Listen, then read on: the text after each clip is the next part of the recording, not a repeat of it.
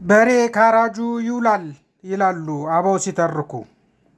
ለመሞት ወስን፣ መጥተውብሃል፣ ገድለህ ሙት፣ ይዘህ ሙት። በሰው ትከሻ ለመኖር አትፈልጉ፣ የምትፈልጉ አትሁኑ። እነከሌ አሉ፣ እነከሌ ይደርሱልኛል አትበሉ። ራስህ የመፍትሄ አካል ሁን። አማራን መግደል ለመንግስት አበባ እንደ መስጠት ነው የሚቆጠረው። መንግስት አለ ብላችሁ መንግስት ለውጥ ያመጣል አትበሉ። ገዳውም አስገዳውም መንግስት ስለሆነ። ቀሳውስት፣ ዲያቆናት፣ የሰንበት ተማሪዎች በሙሉ ተነሱ። ጳጳሳችን እኮ አቡነ ሳውሪዎስ ናቸው። አብይ አህመድ እያስቀመጣቸው።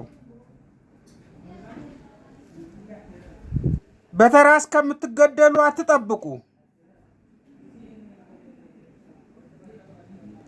በገዳዮች ላይ አንድ ሁኑ።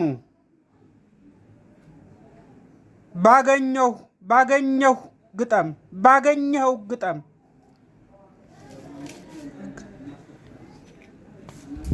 የገዳይን ሰርተፍኬት ንጠቁ። የሚያሳዝኑን ህፃናት አቅመ ደካሞች ናቸው።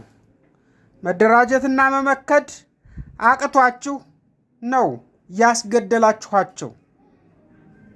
ከአማራ ክልል ውጭ ያለህ አቅም ያለህ መሳሪያ የለኝም ማን ያደራጀኛል ብለህ ከመጠበቅ በራስህ ላይ ነው የምትቀልደው።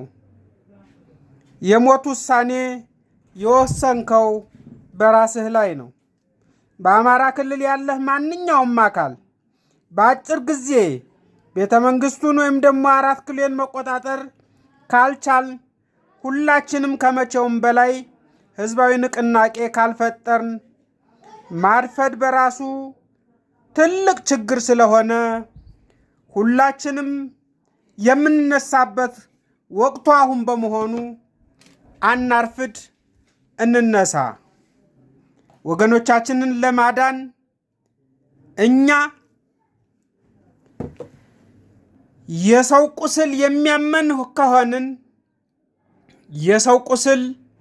የሚያመን ከሆንን አሁን ተነስተን ውሳኔውን በመንግስታችን ላይ ማሳረፍ መቻል አለብን። አዘጋጅና አቅራቢ ፋኖ ሀብቴ ተሾመ።